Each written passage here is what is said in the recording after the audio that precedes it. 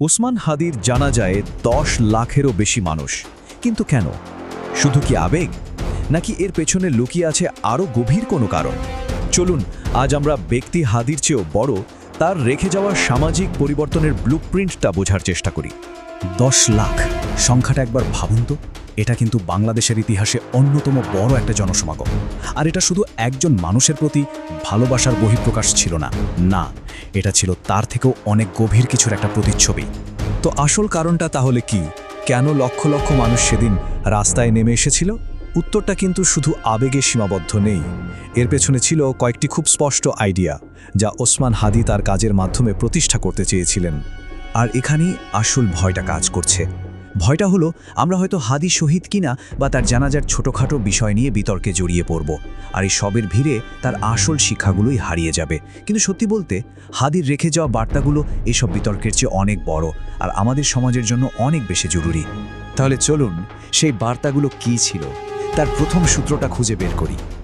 ওসমান হাদি খুব ভালোভাবেই জানতেন, একটা জাতিকে যদি মেরুদণ্ড সোজা করে দাঁড়াতে হয়, তার প্রথম শর্ত হলো নিজের গল্পটা নিজেকেই বলতে পারা। হাদি ডায়াগনোসিসটা ছিল খুব পরিষ্কার।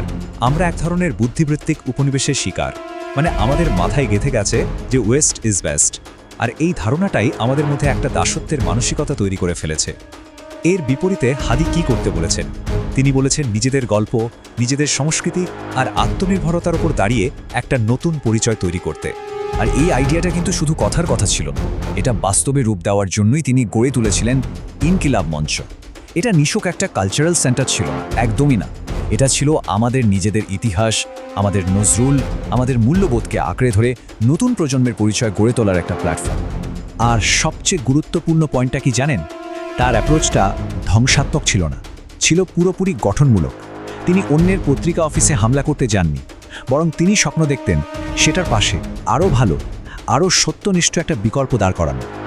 মূল কথা হলো তিনি কিছু একটা গড়তে চেয়েছিলেন, আর এই গড়ে তোলার দর্শনটাই আমাদের নিয়ে যাচ্ছে দ্বিতীয় সূত্রে। হাদি একটা কথা বারবার বলতেন, আমাদেরকে নির্মাতা হতে হবে, শুধু প্রতিবাদকারী হলে চলবে না। তার কথাটা ছিল খুবই সোজা সাপটা। আমরা নাকি রাস্তায় জীবন দিতে রাজি, কিন্তু একটা স্কিল শিখতে রাজি না। কোনো সমস্যা হলে আমরা মানববন্ধন করি, কিন্তু সেই সমস্যার দীর্ঘমেয়াদী সমাধান হিসেবে কিছু একটা গড়ি না। সমাজ যদি গড়তে হয়, তাহলে এই প্রতিবাদী মানসিকতা থেকে বেরিয়ে এসে নির্মাতা হতে হবে। এই যে অযোগ্যতার সংকট, এটা তো আমাদের চারপাশেই স্পষ্ট। দেখুন, ঢাকার বুড়িগঙ্গা নদীটা মরে যাচ্ছে, কিন্তু আমাদের কোনো উদ্যোগ নেই। খুব সাধারণ পণ্য থেকে শুরু করে প্রায় সব কিছুর জন্য আমরা বিদেশের উপর নির্ভরশীল।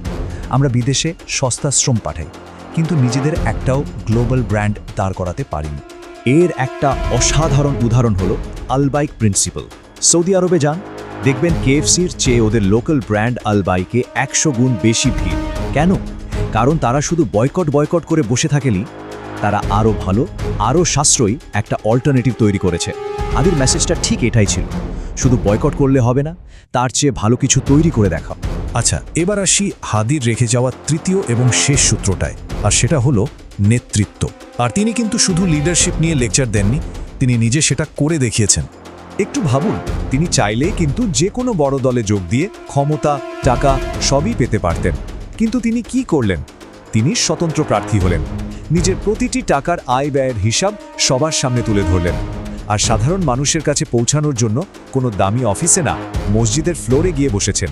হাদি আমাদের সমাজের সবচেয়ে বড় যে রোগটা, সেটাকে একেবারে ধরে ফেলেছিলেন, সেটা হলো অহংকার।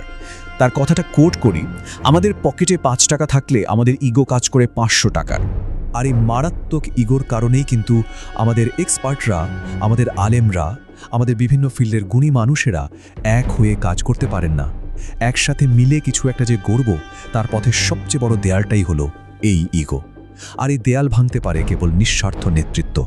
তো এই যে ৩টা সূত্র আমরা দেখলাম, এগুলোকে যদি আমরা একসাথে করি, তাহলে কি দাঁড়ায়? আমরা পেয়ে যাই হাদি হওয়ার আসল মানেটা কি।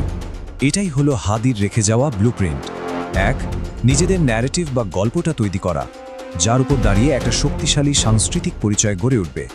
২, শুধু প্রতিবাদ না করে স্কিল ডেভেলপ করে প্রতিষ্ঠান গড়ার দিকে ফোকাস করা।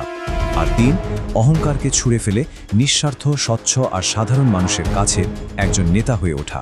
তাহলে শেষ পর্যন্ত ওসমান হাদির আসল লিগাসিটা কি?